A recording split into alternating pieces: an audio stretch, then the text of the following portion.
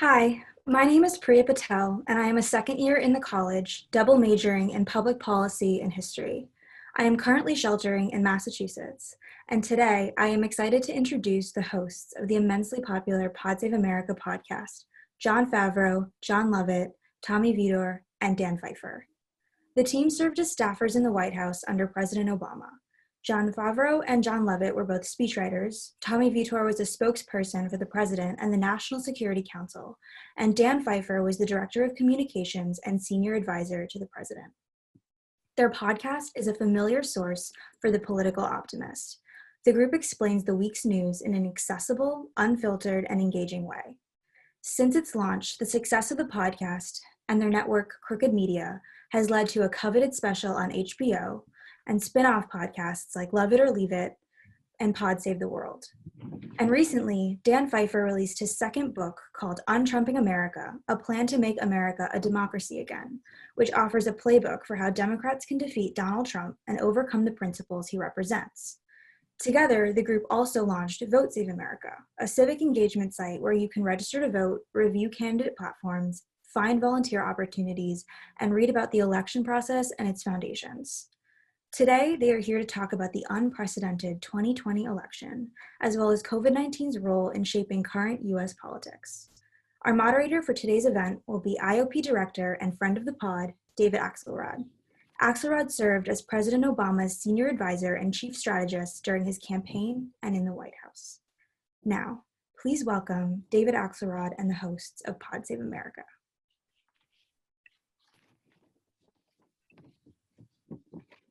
Hello.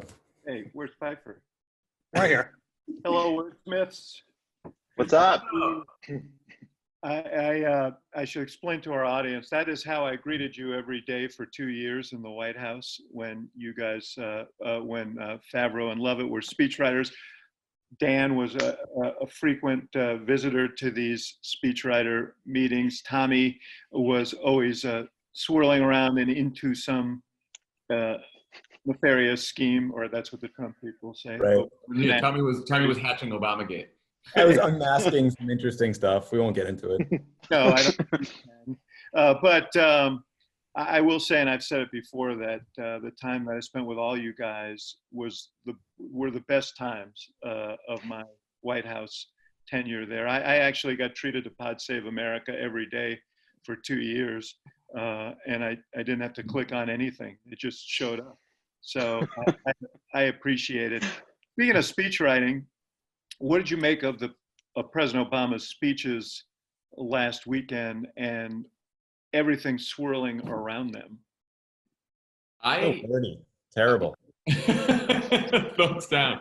I didn't realize how much I missed hearing from Barack Obama in a speech setting, and I watched it before any of the coverage. I watched it like that night as part of the special, and my wife Emily and I sat there watching the whole thing, and we're just like tearing up. It was great to hear him. Like, we just don't, it's just, you miss having a leader like that, just on that level. And then, it also goes to show, I think, that a little criticism of Trump goes a long way with the press. And so Obama's approach of not really naming him, but just like, talking about sort of good qualities in leaders and bad qualities in leaders, and all of a sudden everyone assumes he's talking about Donald Trump. So that was interesting in terms of what we can expect as the campaign heats up, I think. He Obama jabbed him on that call, again, not by name, but with Obama alumni a week before. And then this whole Obamagate thing emerged. And I know you guys talked about this on your pod the other day. What do you think is the strategy here? How much of it is Trump reacting to Obama criticizing him? How much is a thought through strategy? And what is the efficacy of that strategy? Because in polling it, Obama is greatly more highly regarded than Trump. So he's like slugging above his weight class here. Yeah, I mean, I think like part of it is just like, if anyone who's seen Jaws, when they're just, throwing cuts of meat and blood in the water. I mean, this is chum for the MAGA base. It's getting them all riled up about something and distracted from the coronavirus. But I also think there's a darker piece of this, which is the point of propaganda isn't necessarily to make me believe something that isn't true. The point of propaganda is to flood the zone with garbage so that you feel confused about what to believe. So they're creating all this churn about the Mueller investigation and Russian interference in our election. And they're doing it right before I think we're all pretty convinced that Russia or some foreign actor is likely to interfere in our elections again. So it's a way to exhaust people about this conversation in advance of the deed being done. So that's the thing that kind of freaks me out in the back of my mind. I would say it's 80% reacting to Obama, criticizing him, 20% tactic, and 0% strategy. And the tactic is exactly what Tommy said, which is just to try to throw some sort of shiny object out there for the press to chase in order to distract coverage from just the absolute miserable failure of his response. And I think it is that tactic may have some potential in the short term because it is catnip for the press, but over the long term, it's a huge strategic mistake for the reasons you say. One, Obama's more popular. He is much more popular among the persuadable voter universe that Trump needs to win some of. And right now, as we sit here, and it is early, and everything can change, but right now Trump is losing. And time is a non-renewable resource in a campaign. And he is using it trying to defeat a person who is not on the ballot, which gives Biden some space to define himself if he takes advantage of that opportunity. Yeah, you say if he takes advantage of the opportunity, love it. You think he is taking advantage of the opportunity? Is Biden defining himself as he needs to? You know, I think it's really hard. We are consumed by one crisis, and it is a crisis that puts a lot of focus on what Donald Trump says. It is a crisis that puts a lot of focus on what governors do, on what mayors do. I think there have been a few examples recently where the Biden campaign has been able to successfully move the conversation. I think they were able to do that around pushing back on this China argument and leading to Trump being questioned again and again about some of the kind things he said about China's response in February. But, you know, Biden has hung back. I mean, there was criticisms throughout the primary that Biden was hanging back too much and wasn't doing enough events, wasn't as public, and slowly but surely, you know, they took their losses and they took their hits, and then South Carolina happens, and the rest is history. So I don't know. I mean, the challenge I think is Biden is at home trying to make news from home. President is making news from his home, but his home is the White House. And that's a big comparison. There's also some hammering happening on my street. That's happening at my home. You guys are always building over there. Yeah, no. So John, you talked on your podcast the other day about the Trump strategy, and the Trump strategy seems to be, at its core, Biden is incompetent, past his prime, maybe senile. The economy was great, and he built it, Trump. And you know, this plague came from China. And Tommy, we'll get to the China thing in a second. But this plague came from China and messed the economy up. But he's the guy who's competent to rebuild it, and Biden is not. That's their campaign. It may not work, but that's their campaign. Knowing that, what should the Biden campaign be doing to decommission that strategy? Because as Lovett mentions, he's stuck in his house, and there's limitations to what he can do to show his, his energy and his engagement.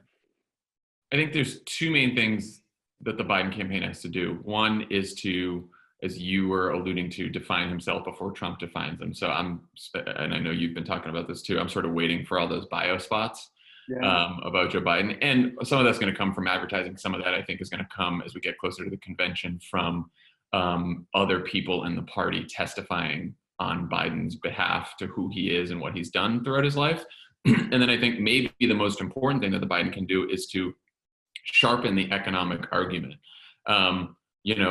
We did a poll with Change Research that Dan and I are going to talk about on tomorrow's pod in Michigan, and it's clear that the only thing keeping Trump in the game is his economic approval rating on healthcare, on coronavirus, on honesty, on everything, every other attribute and quality. Joe Biden is beating Donald Trump except on who can best manage the economic recovery.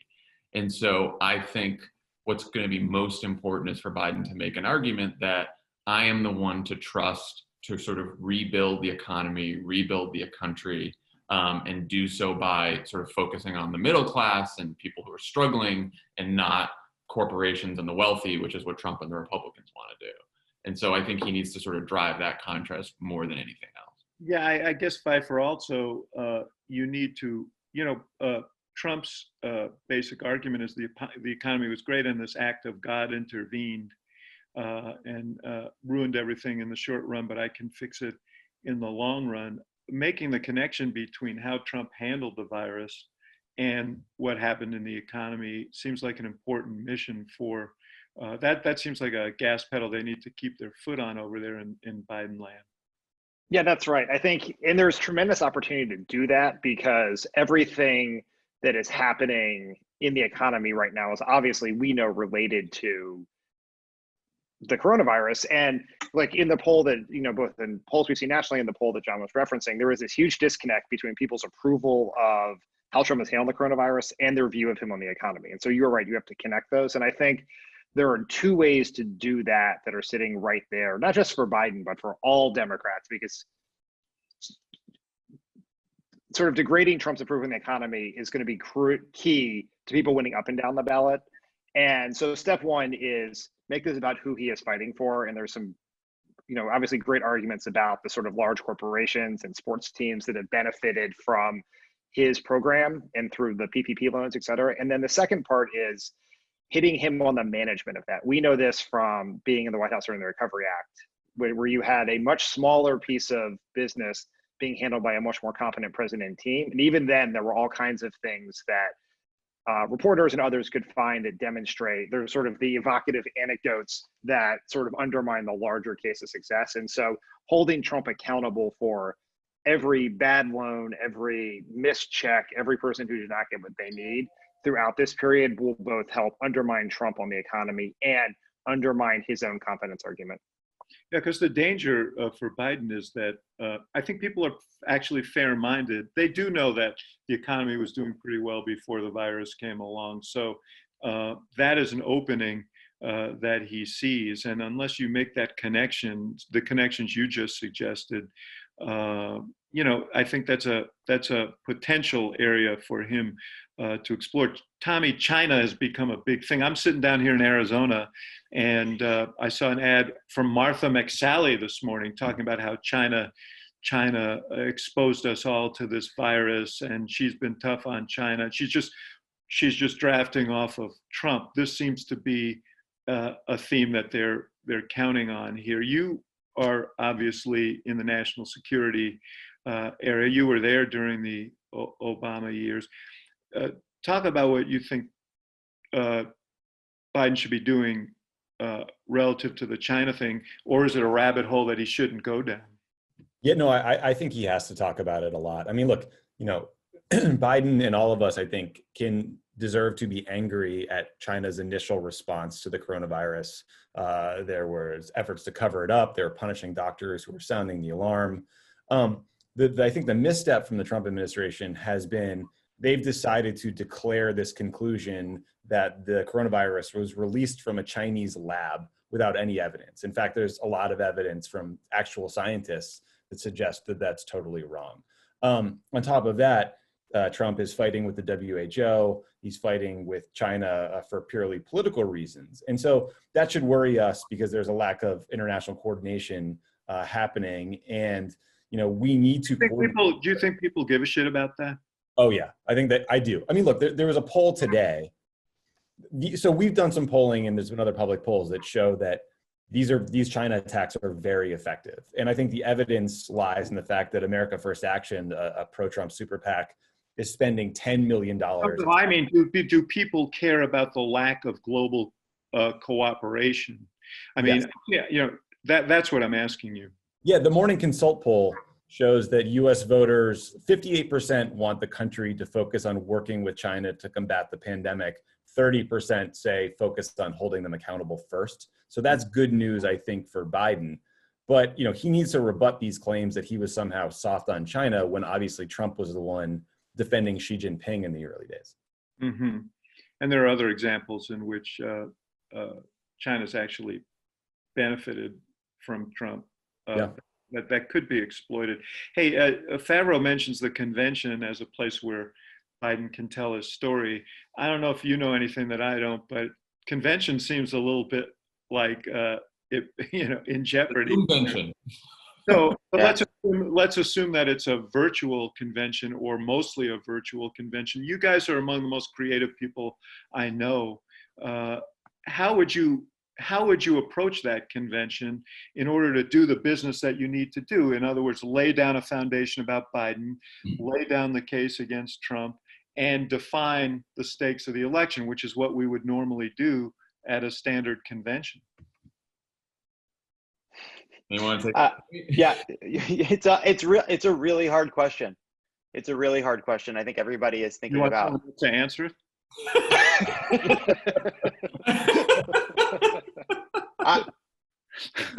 What I was gonna say is I'm gonna go get the guy to do the hammering again. That I think the challenge is somebody on a screen from their home feels small, and a convention is a place where someone competing against a president gets to seem big. You get a big stage, you get something that is quite presidential, and it is very, very difficult to create that kind of atmosphere.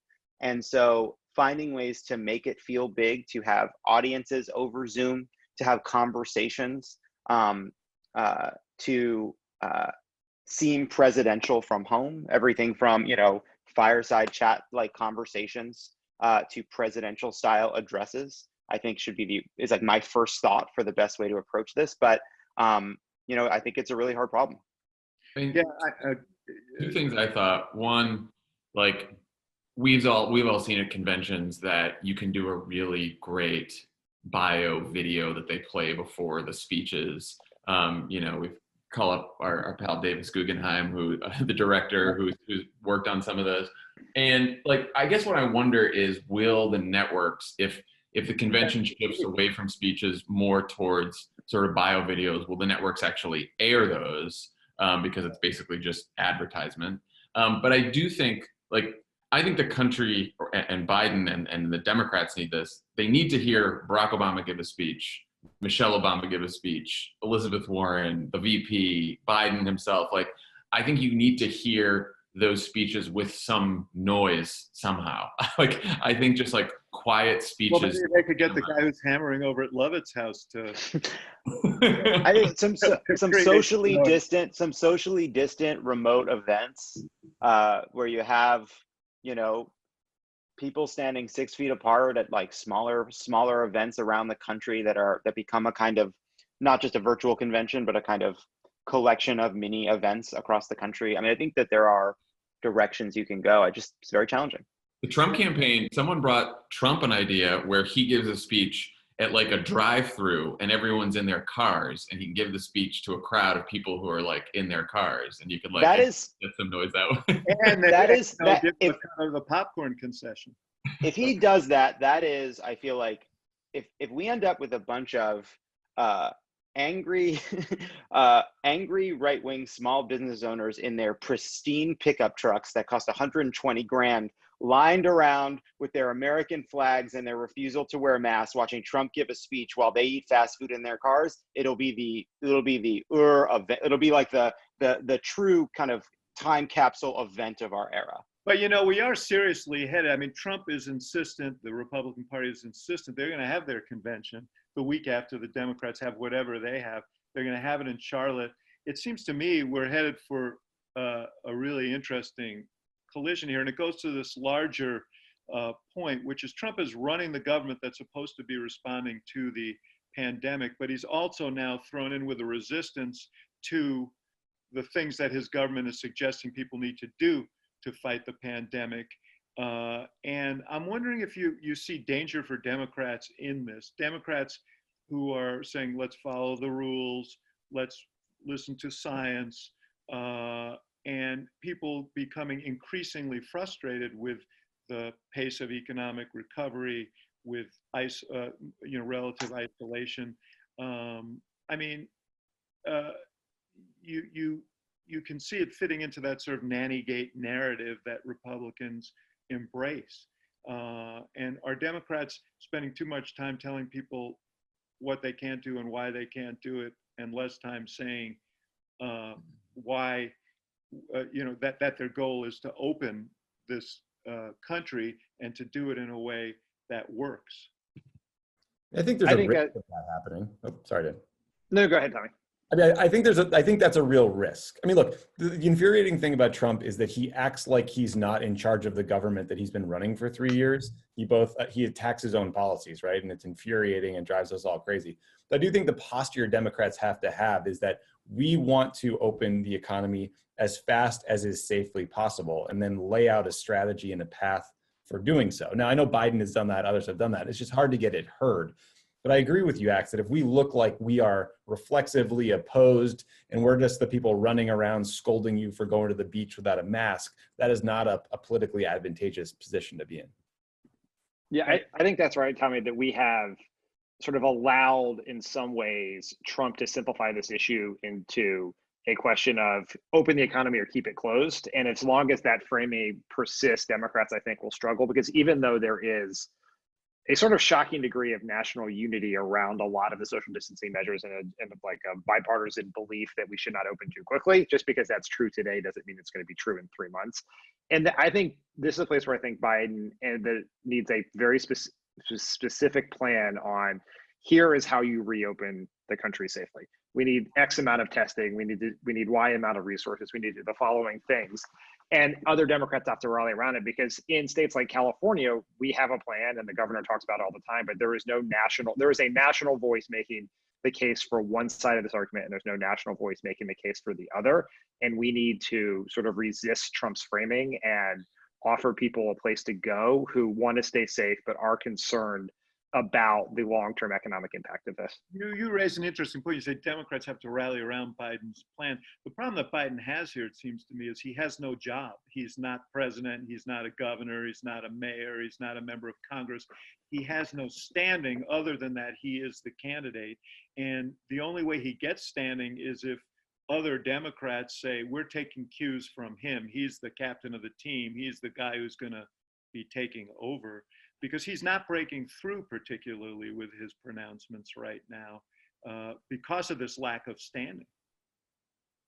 I think he could learn some lessons from the way our campaign in 2008 worked with Reid and Pelosi and others to put Obama at the forefront of the response to the financial crisis. And it is still early for Biden to have to do that, but over the long term, he is going to have to be the leader in face of this so that people can imagine him being in the White House. That's actually a really legitimate case to be made, that we believe he's going to be the president of the United States, and he's going to have to deal with this, the aftermath of this, or we may still be in it, and we're coordinating with him in preparation for that. I got to ask you guys a couple of questions. I got a bunch of questions that students sent to me before the event, and some of them are skeptical of Biden, and we saw that skepticism during the campaign. I'm sure you hear it in your own circles there. But there is this strange sort of what Ron Brownstein called a Biden inversion, where Biden is doing better among older voters than Democrats have. Trump won the over 65 vote by 8 points in 2016. Biden's leading there now, but among younger voters, there is this lack of enthusiasm. And what you guys tell me why that is, and make the case, and not just against Trump, but for Biden. It's interesting. I think that, first of all, you have to raise the stakes of the election and focus on what's at stake here if Trump gets a second term. But then to make the case for Biden, I think you can look, you don't want to pretend that he's something he's not. You can't like suddenly turn him into this progressive hero. But who he is someone who listens to people that he disagrees with. He has already decided to adopt, Elizabeth Warren's policy on student loans, and he's, lowered. He's adopted some of Bernie Sanders' policies on healthcare. He's put together these working groups with all of Bernie Sanders' staffers to talk about new policies. So he is someone who, is willing to change, willing to listen, willing to grow. I thought that was probably Elizabeth Warren's best point when she endorsed him. She said, Biden and I have had our fights over the years, but he always, talks to you with respect. He listens to you, and he is not so proud that he is unwilling to change his mind when it warrants, when it's necessary. And so I think that's the best case. When it's Warren, he's not unwilling to change his mind. Right. Yeah, right. But I think that's the best case that you can make that. And he's already said, like, these times sort of require a bigger response than just sort of your normal, bite-sized policies. Yeah. Do you think there's any danger? Like, there's a piece in the Times this week about how he's now embracing a lot of progressive ideas. His advantage is in these suburban areas that turned in 2018. Is there any danger in him moving so far in that direction that he actually jeopardizes himself in other parts of the electorate? I would just say I think it is very hard. I mean, one thing we have seen, I think one of the reasons Joe Biden is the nominee is that it's very hard to define somebody in this media environment. It's very hard to redefine someone in this media environment. I think one of the reasons the Trump campaign is casting about trying to find a way to kind of find an in on something that will work on Joe Biden is that he's a well-known quantity, and it's hard to move people in one direction or another on him. I think the idea that people are going to decide all of a sudden that Joe Biden, the vice president for Barack Obama, someone who was around for decades, is a leftist Bernie type socialist on any of a number of issues, I think is, I'm not saying it's not something to worry about in terms of what they embrace, but I think it is more important to demonstrate that he understands his need to appeal to the broad range of voices in the Democratic Party, especially those that aren't as enthusiastic about him, than it is to worry over those kinds of attacks right now. Who should his VP be? That's a hard one. I mean, it seems like they're circling around Kamala Harris, Elizabeth Warren, Klobuchar, maybe. What do you think, Axe? How short do you think the short list is? To me? I'm asking the questions here. I mean, I think that there are different ways to look at it. Obviously, Elizabeth Warren would be favored by progressives, and she clearly has the intellectual capacity for this. Klobuchar is someone who represents that upper Midwest moderation, and maybe a comfortable fit for him. And Mike Pence will have to learn how to duck. That's like that. That's Mike Pence's debate press. There's pads. There's a helmet. The debate thing is a question. My question is there more of is there also a premium in these times for someone who's run something, and do some of the governors, does a Gretchen Whitmer, for example, does she become more appealing as a potential running mate as a result of this? It really, at the end of the day, I do think more attention is going to be paid to who the vice president is than normally is so. Just because Biden is older, he's kind of signaled that he's going to be transitional. And so the person he's picking could, more than likely will be president or a candidate for president. And so people will pay attention to it. So, I mean, I think he ought to pick someone who he thinks is plausible and who people will look at and say, that's a solid pick. I think there is obviously a risk of alienating the suburbanites who have basically driven Democratic electoral gains since 2016. But I also think, and I've heard you say this, Act, like there is a greater risk in underestimating sort of the anger and fear that people are going to have in an economy with double-digit unemployment. And if I think it all depends on how he packages the policies and how he packages the VP pick. I mean, you can portray Elizabeth Warren as like a fire-breathing populist. You can also portray her as someone who knows how to manage an economy in an economic crisis and has good ideas on that. And so I do think, like, I worry most about the fact that there's going to be a lot of people in this country who, because of Donald Trump, think everything's going to get better in a couple months, and we're going to get to September and October, and the economy is not going to have improved, and they're going to be saying, who actually has ideas that can improve my life? Yeah. And Biden better have those ideas, and he better have a VP that has a lot of those ideas as well. Well, parenthetically, Trump is making a great big bet here that there's not going to be a surge of this virus in the fall. You talk to the experts, and they're pretty dark on that. I hope to God that's not the case. I'm tired of being in little boxes. I want to get back to being together in rooms to have these kinds of discussions.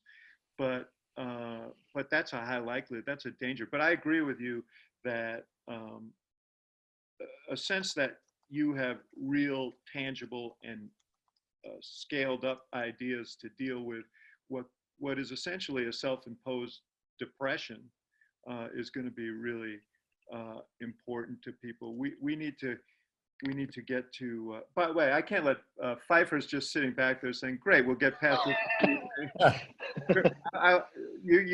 What's your answer on this? Well, I think that there is a real risk that Biden could look at the polls right now and think he wants a do no harm pick. And I think that is a mistake. He still is going to have a huge challenge in turning out voters, both young voters and the 4 million Obama 2012 voters who sat out 2016, a disproportionate number of whom are voters of color. And I think he needs someone who is going to provide excitement on the trail, whether the trail is an actual trail or a Zoom box somewhere. And so I think, like, I love Tim Kaine. It was very clear that Hillary Clinton chose a do no harm pick in 2016 because she was assumed she was winning. And Biden could definitely use and this, I think this connects to your question about how do you get young people, is because of baggage in the primary and just skepticism of a sort of older white man. Biden's best way to persuade some of these recalcitrant progressive younger voters is with a trusted messenger to that group. That can be Bernie, that can be Obama, that can be Elizabeth Warren, it can be AOC, but having a VP who can speak to a part of the electorate where he is underperforming, I think would be very helpful. Well, as long as it meets that credibility test. That's the longest windup in history. So who are you talking about, man? You think I'm going to give away that piece of content on your stream? He said it. Tim Kaine. Tim Kaine, don't mess with what works. We won Virginia. All right, guys, let's take some questions from students. The first one coming from. And Max, just letting you, I'm going to jump now because I got to go ask Elizabeth Warren if she's going to be VP. Well, she was at the Institute of Politics yesterday and made clear she wasn't going to answer that question. So if she does answer that question, let me know because I'm going to be really pissed. I'm gonna really try to trick her. All right, bye everybody. Yeah. Thank you. Thanks. Nice talking to everybody. Great to see you, John.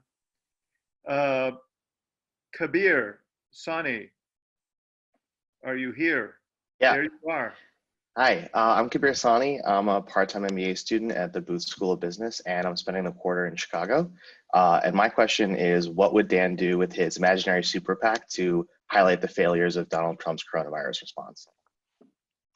I actually think if I had my imaginary super PAC right now, I would not jump into the crowd of people who are currently running negative Trump ads, and I would start running ads that credential Biden, because Biden is much less defined among sort of key voter groups than I think a lot of people in the press and politics think.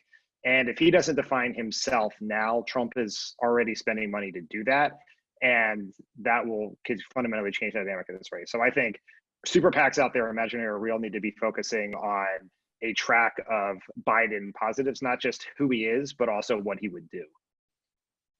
Kabir, if I was the executive director of Dan's Super PAC, I would also be making a pitch to run a whole bunch of ads about Ivanka Trump getting trademarks from the Chinese and dumbass senior and junior Eric Trump and Don Jr. And all their shady business dealings to lay the groundwork to prepare for the eventual attacks on Hunter Biden and his business dealings. Because I think there's a lot of opportunity there in telling a story about the way those kids have been corrupted. But you didn't ask me. I just want to let Dan know. I know, but you just tossed his whole theory aside. I actually agree with Pfeiffer. I think that right now the great danger, we saw it happen in 2012.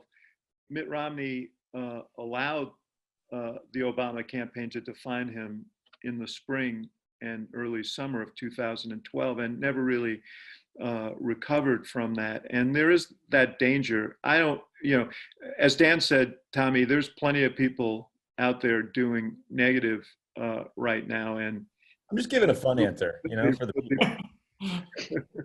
Yeah. I actually agree with Dan too. I want to smoke signals. Thank you, Kabir. The next question is coming from Annie. Is it Gentile? Where are you? Hi, it's Gentile. How do you pronounce the last? It's Gentile. Yeah. All right. Okay. Hi, guys. Thank you so much for joining us today. My name is Annie. I'm a second year at the Harris School of Public Policy. And, this morning I woke up to and saw Donald Trump tweeting and attacking these mail-in voting applications. And we're hearing, this like wavering from Jared Kushner on the 2020 election date. And it's obviously like dangerous language and it can be scary to hear. And so I'm kind of wondering what you guys think is a realistic interpretation of the rhetoric and, whether Democrats should be responding right now. And if they should be, what should they be saying? So it's pretty worrisome. I think, to put our minds at ease, the Jared Kushner thing was just Jared being an idiot. Like Donald Trump can't move the election. Only Congress can move the election. I think a greater risk is the election happens. Places like Arizona are still counting their ballots the next day. Donald Trump has a lead because the more mail-in ballots come in are better for Democrats, which is what happened in Arizona in 2018 when Kyrsten Sinema won. And so the next day we wake up and he declares victory because he's up in some of these swing states, even though they're still counting ballots. And he says every ballot after that counted after election day is a fraud. Which he did in 2018 about California. And then, he starts this whole fight about whether the election is legitimate. I mean, you say this all the time, but like there's no way in Donald Trump's mind that he loses this election. If he actually loses, he will say that he won. But beyond that, look, I think he can say he won all he wants. Like once January comes and Joe Biden is inaugurated president, like Donald Trump has no more power. He's gonna have to leave the White House. He doesn't, the army, it's not like some countries where like the military is on his side and is gonna keep him in office. So I think it is worrisome to hear him delegitimize the elections, call them fraud. That is a huge risk, and we should fight back and make sure that everyone has a safe way to vote in November. We should focus on that more than anything else. Yeah, I mean, let me ask you guys this, just to follow up on Annie's question. Yeah, the president did tweet this morning that he might cut off funding to Michigan and Nevada because he said that everybody had been sent an absentee ballot. What was announced was that everyone would be sent an application. So if they want to vote absentee, they know that they can do that. The question is, if there is an uptick in the virus in the fall, could aberrations in voting turnout and obstacles that are placed in the way of people to vote impact on the outcome of this election? I think that's the fear that Annie is expressing here. Yeah. And it seems like something to be vigilant about. Yeah, I mean, look, everyone kept saying like, oh, well, they were just applications, which is true. But here in California, we're actually getting ballots mailed to us. Every single voter is getting a ballot. And I think that should be the case in every state. I don't know that you need to have universal vote by mail because some people actually prefer to vote in person. And so we should make sure that that's safe for the people who want to do that. but every single American should have the option to vote by mail. Yeah. It's interesting that the president at the same time is withholding $10 billion in assistance to the post office. And it makes you wonder if these things aren't somehow connected. And you know something, there is a Republican argument that they should actually be for robust vote by mail, because in the more progressive blue states and areas, people are going to vote. They're going to have the option to vote by mail. If you try and make it more difficult, you may actually be locking some of your own voters out who don't want to go. And to the extent that Trump has older voters, that may be particularly true depending on where the virus is. Annie, thank you. Our next question is going to come from Denise Fisher. Denise. Hello. Make sure you're unmuted. Hello. Yeah, there you go. I'm Denise. I'm a first-year undergraduate at UChicago, and I'm in the Chicago suburbs right now. And I was wondering, what informal policies as a result of COVID do you think will continue after COVID, or even be codified into law? For example, police are currently less likely to go after petty nonviolent crimes, so the jails aren't overcrowded, and like low-skilled workers are being recognized as essential. Like, might these things continue afterwards? Those are really good. That's a great question. I don't know. It's very hard to predict, although I sure do hope that the police reforms that you mentioned are something that carry over, because there has been this bipartisan, actually, groundswell of support for, social criminal justice reform of that nature, that, maybe this will force and make a little more sticky. Our emissions were cut, I saw, like 15% globally because no one was traveling. Obviously, that's not possible to carry that amount over after this is done, but I do hope it makes us realize that we actually can combat climate change and reduce our emissions with some sort of lifestyle choices. That is stunning. Go ahead, Dan. I was going to say, the one policy that I think has a real chance to persist, particularly in blue states, is the pandemic has pushed pushed blue states towards more vote by mail, more easy access to the ballot, and pushed them along places they should have gone a long time ago. And I think that will persist. And you could even see it for a while, at least in redder states like Ohio, who are moving in the right direction, where that could last past this election. And that would be a very, very good thing. Denise, thank you. Thank you. Monica, is it Carmian? Where are you? I'm here now. Hey. It's Carmen. Yeah. Okay. Good to see you. I'm guessing you're in the city of Chicago. I am. Yes, based on the flag behind your head. Go ahead. Yeah, and I'm a first-year grad student at the Divinity School. It's really fun to talk about the presidential election, but there's an increasing chance that the Democrats can take back the Senate. And so I'm wondering what Senate races you guys are the most excited about. Who wants it? Take it. I mean, Arizona, where David Axelrod is sitting right now, is suddenly an enormous pickup opportunity for Democrats. So that's very exciting. It's could be finally the year that we win a Senate seat in Maine and send a disappointed Susan Collins home, and potentially Sarah Gideon to the U.S. Senate. Cal Cunningham in North Carolina has proven to be a formidable challenger. North Carolina Republicans are an absolute mess when they are not dumping stock after coronavirus briefings. They are screwing up their democracy in ways that are, too numerous to mention. So we have a lot of great chances, shockingly, in my mind, of picking up seats. I mean, some of it's just a math game, right? Because Republicans are defending so many more seats this year, but it's really exciting. I mean, guys, what did I leave out in terms of great races? Well, Colorado. Yeah. Montana and Georgia. Yeah. I think it's going to come down to Cal. I think it's going to come down to North Carolina, because I think Colorado, we're doing really well. And I think there's a poll yesterday that Arizona, Mark Kelly's doing really well too. And if Maine goes, I think it's going to be really hard for a state to go one way in the presidential and another way in the Senate, because that didn't happen in 2016 for the first time. So I think if we win Arizona, Colorado, Maine, and then if Doug Jones doesn't hang on, which is going to be really tough, then we need one more to flip. And I think probably North Carolina might be the best bet.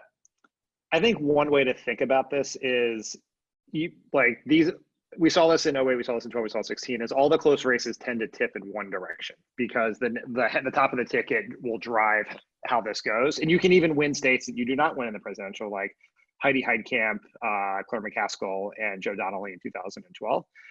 But the only way that works is if those candidates have the resources to be able to compete long enough to stay in it in the hope they get a last minute push in the end. So supporting some of these candidates like Cal Cunningham, like the candidates in Georgia, will give them at least a chance to take advantage of a good national environment.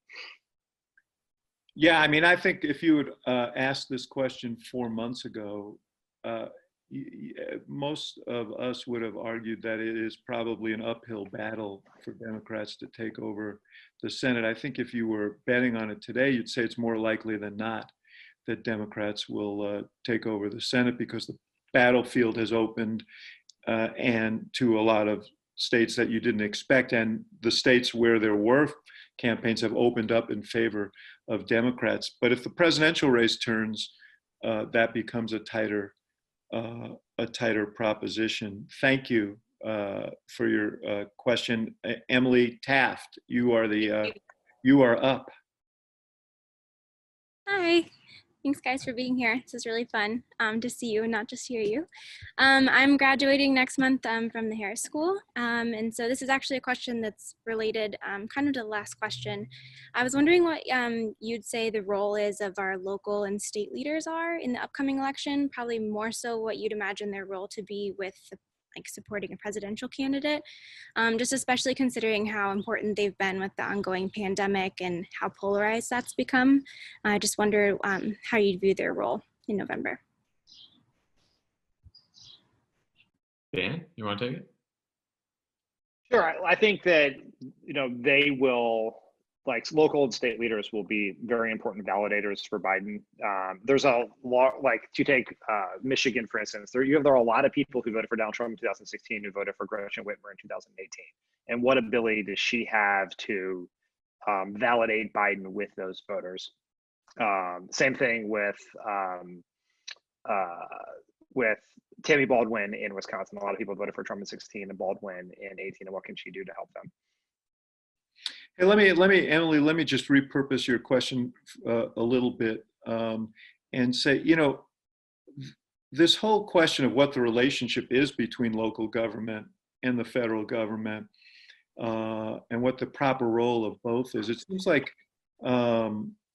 state and the president has ceded this authority. State and local leaders are taking the lead here, and they're actually profiting politically from it. It's interesting, if Trump had approached it the way these governors and mayors had, he might have helped himself more politically. But you see a more robust kind of role for state and local leaders moving forward as a result of this. Are they going to become more significant figures in our politics and governing?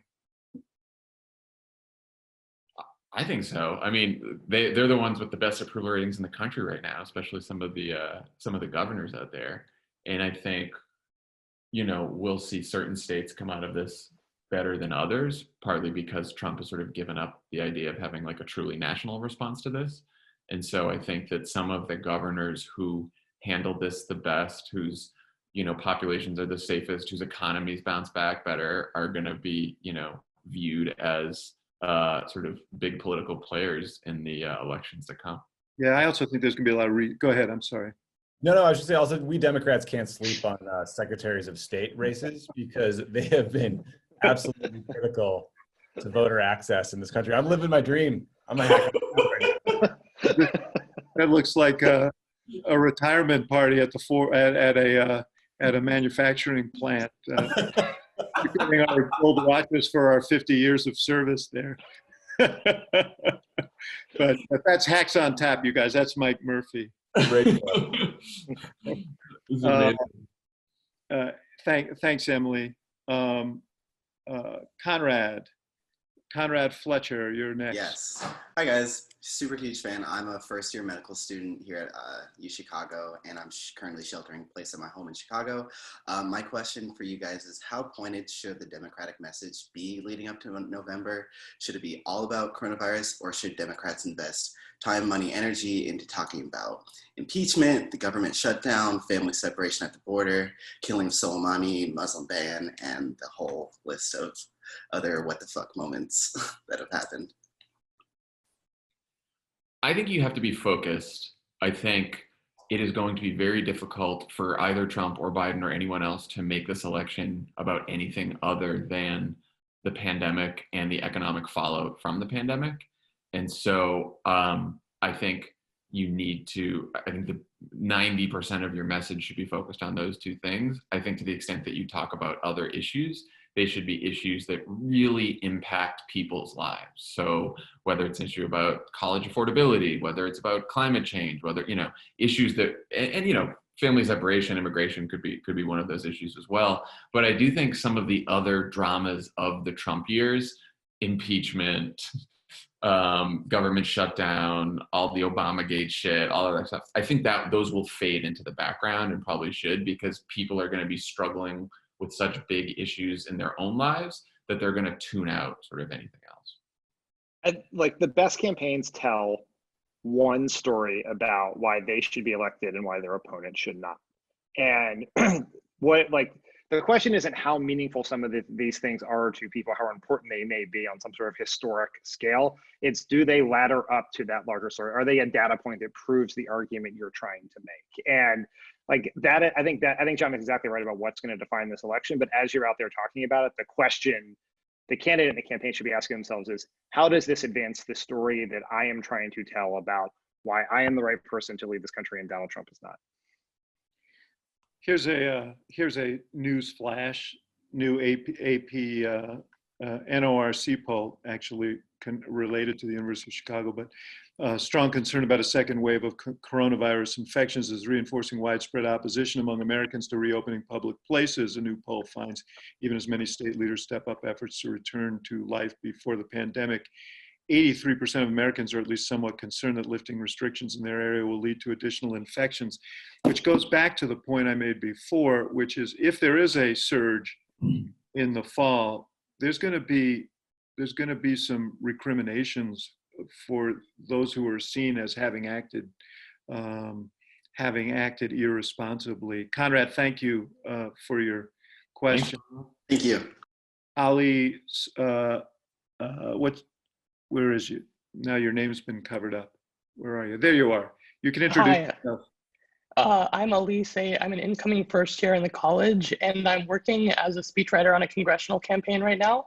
Nice. So my question is, what advice would you have for 2020 staffers on the ground on how to channel anger about Trump's coronavirus response into votes and donors and other real meaningful action that's more than just angry tweets and, yelling about it to your friends? That's awesome. Congrats. Yeah, first of all, you should, before you end your question, you should ask John to give you edits for free, and I can give you his email address if you need it. There's an interesting piece in 538, like yesterday or 2 days ago, about anger among the electorate. And what they found was that, anger is a feeling that motivates different groups of voters differently. So I think you can use anger at the Trump administration to excite your volunteer base and your most ardent supporters, but your broader message has got to be hopeful and optimistic and about painting a better future for the people who you want to vote for you. And, it's very easy to be caught up in frustration and anger during the Trump era, but that was one of the brilliant things Barack Obama was able to do, was remember what government is supposed to be for and speak to those aspirations. I completely agree. And, as a speechwriter for someone, obviously task number one is to get to know that person, get to know the candidate, get to know their voice, spend a lot of time with them, because the most important thing is to channel that person's thinking as best you can. But I completely agree. A lot of people have Dan says this all the time, like a lot of people have made up their minds on Donald Trump, and the circumstances that we're living through will continue to help them make up their minds on Donald Trump. But they have to figure out, do I want to hire Joe Biden for the job? Do I want to vote Democrat? And for that part of the equation, you need to sort of paint that hopeful vision. Thank you, Ali. Good luck. Yeah, Thanks. man. These speechwriter gigs can lead you into some really weird places, but good luck to you. I want to ask you as we go out, you guys have had contact with leaders across the country, young leaders across the country.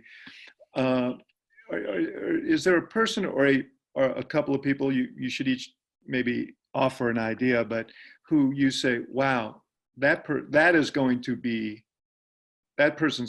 something. That person's really going to make a big impact.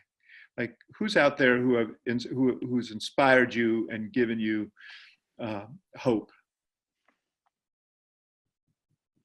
Well, there's like the obvious ones, right? Like AOC in that incredible freshman class that came in 2018. There's like tons of folks there who are young, who speak like normal human beings. I mean, the documentary about AOC's election on Netflix is really cool because you literally see her scooping ice at a bar, and it's visual evidence that she understands like the average person's problems economically in ways that most other members don't.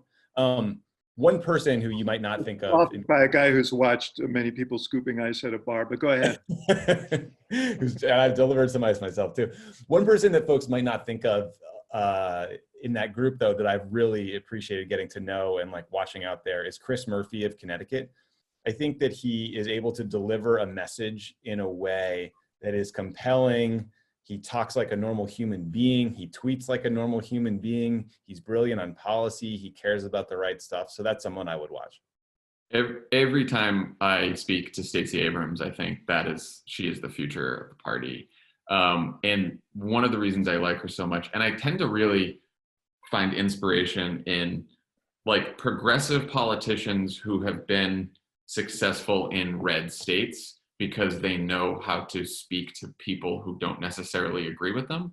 And when you hear Stacey Abrams talk about her strategy in the governor's race in 2018, it wasn't just about sort of rallying the base and registering new voters, though that was a big part of her strategies. It was about going to sort of rural white areas and talking to people about why, and showing up and making an argument. And that's what Democrats have to do. And the politicians who can do that, who aren't afraid to sort of go into the tough places with voters who don't agree with you and then still be true to your values and be progressive and just have the right language for that, I think are going to succeed. Yeah, she also, by the way, made hard-nosed compromises in the legislature in Georgia. And really, I was impressed. She was on the Axe Files recently, hearing her talk about her philosophy, about the fact that she didn't have the luxury to make the perfect the enemy of the good when there were people who were depending on the help that she could win for them through these compromises. Pfeiffer, you have anything to add to this? I do. Well, Stacey Abrams was going to be my choice, which John also knew, which is why he jumped in there so aggressively. But unlike this president, I have a backup plan, which is, I would say, Katie Porter, who I think is a tremendously talented congresswoman from California. Congresswoman from California who flipped a Republican seat this past cycle, who has gone viral in many ways, sort of in a protege of Elizabeth Warren, eviscerating corporate CEOs and Trump administration officials from during congressional hearings, but also just very clearly communicating an economic message in a very approachable and understandable way. And I think she is going to be a huge star in this party in the very near future. I mean, I'll settle for anybody that's passed a serology test. Just give me those antibodies and I'm for you. You have to wonder if Stacey Abrams had actually run for president in 2020, if she would have vaulted to the top of this VP list, because she may have performed as a Buttigieg did, for example, and kind of introduced herself to the country and passed the test of the campaign. She may well be there yet. If they're listening to Pfeiffer, she may be high up on the list. Anyway, even though he wouldn't name names when he was talking about this before. It's Listen, going to be on an episode of Pod Save America. We're not doing it here. I got to let you guys go, but I have to say, and I'm going to exercise my prerogative here as the moderator and the director of this institute. We're all about inspiring and being inspired by young leaders. You guys have done that for me for such a long time, from the first time that I ever met you, and you have been a great gift. Every single one of you, working with you guys has been one of the great experiences of my life, and I'm so thrilled to see you having such success now and doing it, doing well and doing good at the same time. So I always appreciate seeing you, and I really appreciate your time. I know our students do as well. Thanks for being here, guys. Feel the same way about you, man. Thanks for having us. This was really fun. Yeah, thanks, Ax. See you later. Take care. Bye, everyone.